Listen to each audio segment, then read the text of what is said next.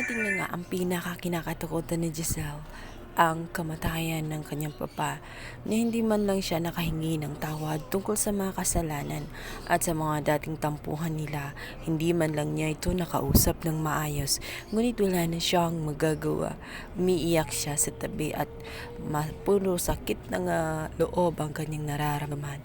Hanggang sa dumating itong si Justine, hindi niya natiis sa tingnan ng kanyang dito mo nga nakita na may kabutihan pa rin pala sa puso nitong si Justine.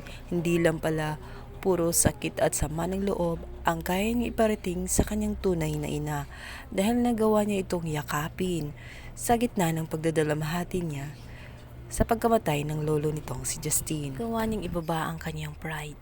Nananaig sa kanya ang kabutihan ng isang anak sa magulang, dahil darating ang oras na mangyari din yun sa kanilang mag-ina. At kapag nangyari yun, hindi na nga nila mababalik ang mga oras na mga nasayang na. Kabilang banda, kung ang mga pamilya ng mga tanyag ay parang pinagsakluban ng langit at lupa, iba naman ang sitwasyon kay Moira.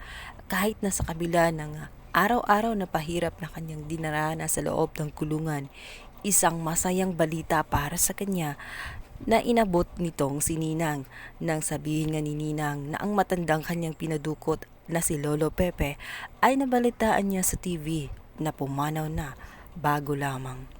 Balitang parang nagtatanggal ng mga tinik sa dibdib ni Moira, dahil wala nang matanda at wala nang makapagsasalita pa kung ano ang tunay nangyari at kung ano ang mga pinagagawa niya, kung bakit ito na aksidente. Wala na ring makapagsabi na ang kanyang anak na si Zoe ang nagtulak sa kanya sa bangin. Wagi si Moira, dahil sa kabila ng lahat ng kanyang mga dinanas sa loob ng kulungan, ay nakapuntos pa rin siya sa pamilya ng mga tanyag, at pakiramdam niya ay nakaganti rin siya sa mga nangyayari sa kanya sa loob ng kulungan. Sa kabilang banda, dumating na nga ang moment na magbibigay ng speech ang mga anak ni Lolo Pepe, at dito nga ay unang nagsalita itong si Giselle.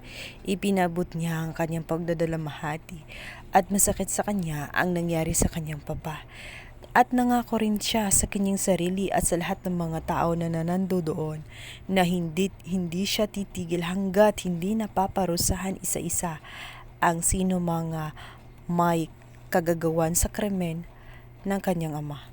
Walang kamali-malay si Giselle na nasa paligid lang nila ang tunay na mga ahas sa kanilang pamilya.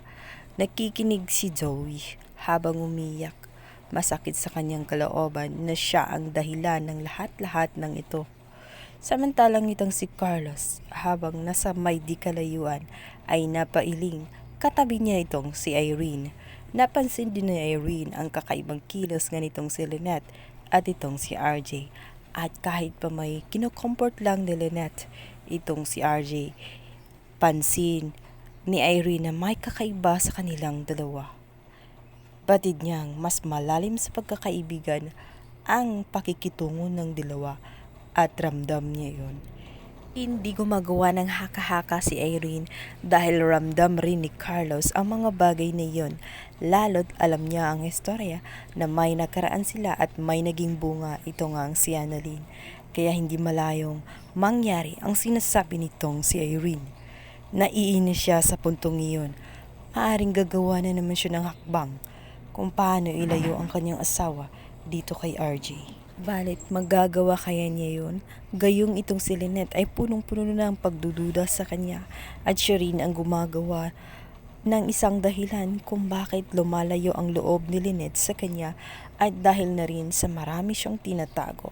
Lalo na kapag dumating na nga ang oras na matuklasan ni Lynette ang lahat ng pinagagawa niya at ang tunay na katauhan ni Zoe.